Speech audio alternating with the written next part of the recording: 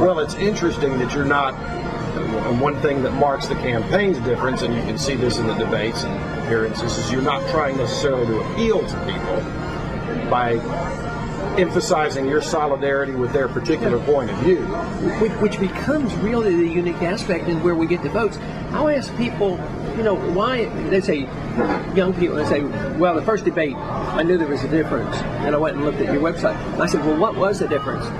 And I said, was it one issue? Was it the war, the monetary policy? No, it just says, we believed you, we didn't believe the rest. It was a trust factor. So, I think even when they disagree, if they trust you, there's a tremendous amount of value to it. Believing flood insurance is not good economic policy because we might build in the flood zone and take more risk. You have to sell them on something else, make sure they believe in the other things, and explain why you're against subsidies.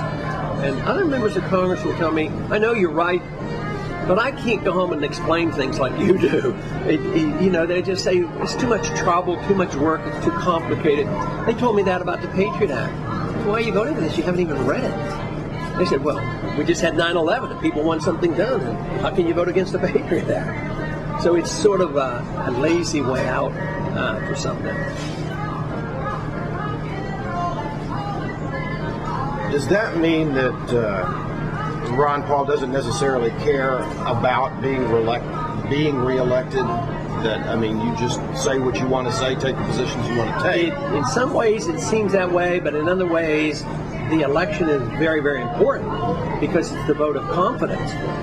I only have one politician's picture in my office in Washington, and with a saying. It's by Grover Cleveland. And he says, what is it worth if you get elected or re-elected and you don't stand for something?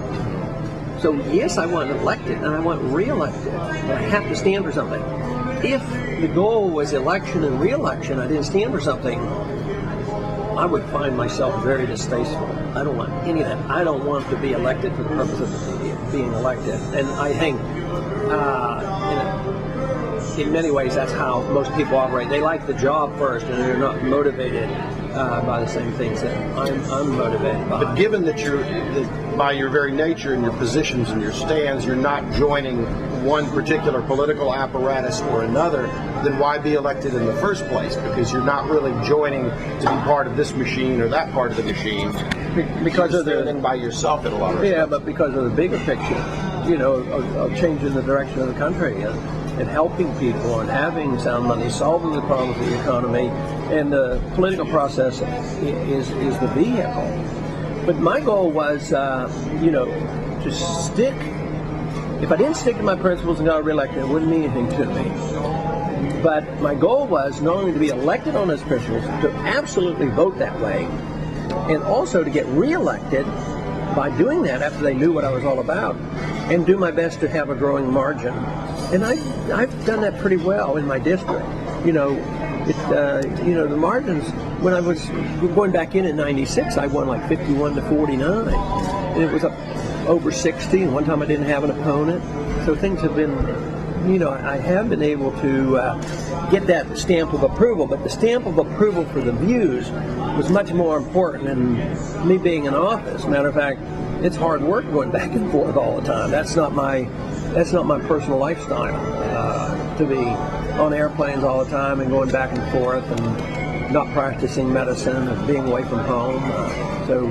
So why do it? What was in the balance there that said it was more important to do that than to live another life that you would enjoy living? I just think the problems are serious. I think freedom means a lot to me. I've benefited by it. My family benefits by it. And if we reject the principles that were behind our Constitution, our kids are going to be worse off. And if we have, if tomorrow they start bombing Iran, which up until a few weeks ago was a possibility, still is a possibility, and oil goes to $200 a barrel, and we have a bad recession here, it'll affect me, it'll affect my family, my kids, and the future of the country. And I think it's an important fight, to talk about the things I talk about, because I have strong beliefs.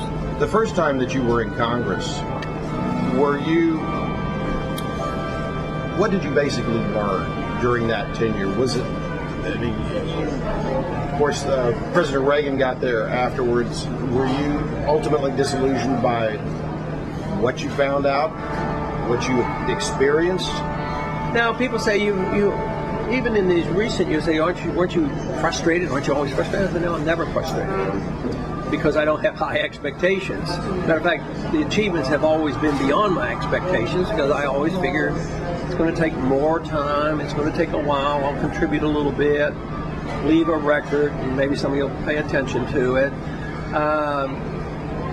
I did summarize that in a farewell speech when I left Congress in 1984. It might tell you a little bit about my deep feelings then. But no, I wasn't. I was like it'd be much better to have people cheering. But when I go to people who understand, then and that is, it's sort of in contrast. It's the thing that precipitates the most hostility, say on the stage, and yet it's the issue that brings me to the greatest credibility, would be the foreign policy. What's kept driving you over so many years since you first entered Congress? I mean, in a sense, there was a lot of years of not making much particular headway or not receiving a whole lot of recognition for the ideas that you were espousing. So ultimately, why keep doing it? I mean, there must be something inside of you that is pushing you to do more than live an ordinary life. Well, I think it's the importance of the issues, wanting to set a standard and do it quietly and persistently, never thinking that much would come of it, and maybe later on somebody would look at it and say, he did the right things, and we should have paid attention. But I don't know. I found it interesting. Most people wouldn't find studying economics all that interesting, but I started reading it, and it just fascinated me to find out that you could find answers. And Austrian economics is so different from Keynesian economics. The whole philosophy is different. Mises' book is called Human Action. It brings in the human element. And the Keynesians think that if you have a computer and you make calculations, you can predict what people are going to do. And that sort of fit into my medical training because, I can prescribe medicine for you, but I better understand you. You might not even take the medicine. And I also know that if you aren't psychologically positive, you might not get better as well. So there's a psychological factor in economics, and it can be deceiving. And I was fascinated with that, found it interesting, and enjoyed it. So, and that's the other thing I tell people, when you get together and you're doing something that's worthwhile and you believe in it, you don't know what tomorrow will bring. You don't know whether we'll be successful, but have fun doing it. And I'd rather pursue this than go fishing, Why? I mean, I don't know. I think it's an intellectual challenge for me. But why do people like fishing? I like to ride a bike, and I like recreation, but ultimately I want to feel productive. I don't. It's the difference between. This morning it was raining, so I had to ride my exercycle indoors, and I like that. I want to be outside, feel like I'm going somewhere. And I think intellectually I like that too. I don't want to sit and not produce, because I think the true satisfaction of man comes from having produced something. In many ways, that's even to like having a family and getting an education. Everybody feels good when they have achievement, and I like that. And I